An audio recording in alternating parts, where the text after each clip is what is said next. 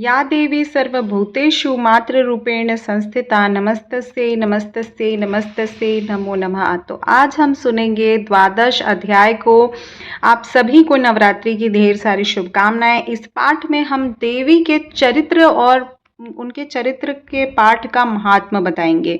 तो इस प्रकार से इसमें भी हमें विनियोग नहीं करना है। और अब हम देवी का ध्यान करेंगे। तो मैं 3 नेत्र वाली दुर्गा देवी का ध्यान करती हूँ। उनके श्री अंगों की प्रभा बिजली के समान है। वे सिंह के कंधे पर बैठी हुई बहुत ही भयंकर प्रतीत होती हैं। उनके हाथ में तलवार ढाल लिए अनेक कन्याएं उनकी सेवा में खड़ी हैं। वे अपने हाथों में चक्र, गदा, तलवार, ढाल, बाण, धनुष, पास और तर्जनी मुद्रा धारण किए हुए देवी को मैं स्मरण करती हूँ, उनका ध्यान करती हूँ। उनका स्वरूप अग्नि के समान है, जिनके माथे पर चंद्रमा का मुकुट है। ऐसी त्रिनेत्र वाली दुर्गा देवी का मैं ध्यान करती हूँ। तो देवी यहाँ पर बोलती हैं, देवताओं एकाग्र चित्र होकर प्रतिदिन इन स्तुतियों से, मेरा स्तवन करने से मैं निश्चित ही समस्त बाधाओं को दूर करती हूँ।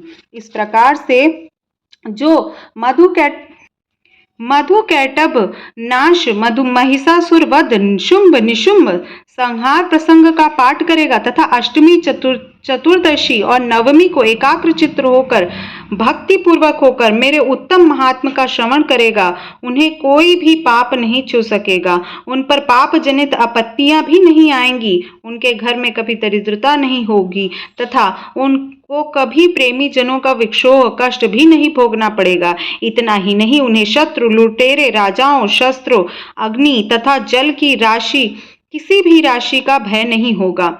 इसलिए सबको एकाग्र चित्र होकर भक्ति पूर्वक सब मेरे इस महात्म को सदा पढ़ना अथवा सुनना चाहिए। यह परम कल्याणदायी है। मेरे महात्म महामारी जनित समस्त उपद्रव तथा आध्यात्मिक आदि तीनों प्रकार के उत्पातों को शांत करने वाले हैं। मेरे जिन मंदिर में प्रतिदिन विधि पूर्वक मेरे इस महात्म का पाठ किया जाता है, मैंने उस स्थानों को कभी नहीं छोड़ती। वहां मैं सदा ही सन्निधा बनी रहती हूँ। बलिदान, पूजा, हवन तथा महोत्सव के अवसर पर मेरे इस चरित्र का पूरा पाठ और करना और सुनना चाहिए। ऐसा करने पर मनुष्य विधि को जानकर या बिना जाने मेरे लिए जो बलि, पूजा तथा हवन आदि करेगा, उसे मैं हमेशा बड़ी ही प्रसन्नता के साथ स्वीकार करती हूँ। शरद काल में जो वार्षिक महापूजा की जाती है, उस अवसर पर जो मेरे महात्म को भक्ति पूर्वक सुनेगा, वह मनुष्य मेरे प्रसाद से सब बाधाओं से मुक्त, धन, धान्य और पुत्र से संपन्न रहेगा। इसमें तनिक भी संदेह नहीं है। मेरे इस महात्म मेरे प्रादुर्भाव, सुंदर कथाएं तथा युद्ध में किए हुए मेरे पराक्रम सुनने मात्र से मनुष्य निर्भय हो जाएगा। मेरे महात्म का श्रवण करने वाले पुरुषों के शत्रु नष्ट हो जाते हैं, उन्हें कल्याण की प्राप्ति होती है तथा उनके कुल आनंदित रहते हैं। सर्वत्र शांति, कर्म, बुरे स्वप्न दिखाई देने पर, ग्रह जनित भयंकर पीड़ा उपस्थित होने पर मेरे महात्म का श्रवण करना चाहिए। इससे वह सब विघ्न, भयंकर ग्रह पीड़ाएं शांत हो जाती हैं। मनुष्य द्वारा देखा हुआ दुस्वप्न शुभ स्वप्न में परिवर्तित हो जाता है। बाल ग्रहों से आक्रांत हुए बालकों के लिए महात्म्य शांतिकारक है तथा मनुष्यों के संगठन में फूट होने पर अच्छी प्रकार से मुक्तता कराने वाला है। यह महात्म समस्त दुराचारियों के बल का नाश करने वाला है। इस पाठ के मात्र से राक्षस, भूत, पिशाच सभी का नाश हो जाता है। मेरा यह महात्म मेरे समीप्य प्राप्ति करने वाला है। पशु, पुष्प, अर्घ्य, धूप, दीप, गंध आदि उत्तम सामग्रियों से पूजन करने वाला, ब्राह्मणों को भोजन कराने वाला, हवन कराने वाला, प्रतिदिन अभिषेक कराने वाला, नाना प्रकार अन्य भोगों को अर्पण करने वाला, दान देने आदि 1 वर्ष तक जो मेरी आराधना करता है, वह निश्चित ही मेरी प्रसन्नता को जीत लेता है। उतनी प्रसन्नता मेरे उत्तम चरित्र को एक बार सुनने मात्र से प्राप्त होती है। यह महात्म श्रवण करने से सभी पापों को हर लेने वाला, आरोग्य प्रदान करने वाला है। मेरे प्रादुर्भाव का कीर्तन समस्त भूतों से रक्षा करता है। तथा मेरा युद्ध विषयक चरित्र दुष्ट दैत्यों का संहार करने वाला है। इसके श्रवण करने से मनुष्य को शत्रु का भय नहीं होता है। देवता, तुमने ब्रह्म ऋषियों को जो मेरी स्तुतियां की है तथा ब्रह्मा जी ने जो स्तुतियां की हैं वह सब कल्याणमयी बुद्धि प्रदान करने वाली हैं।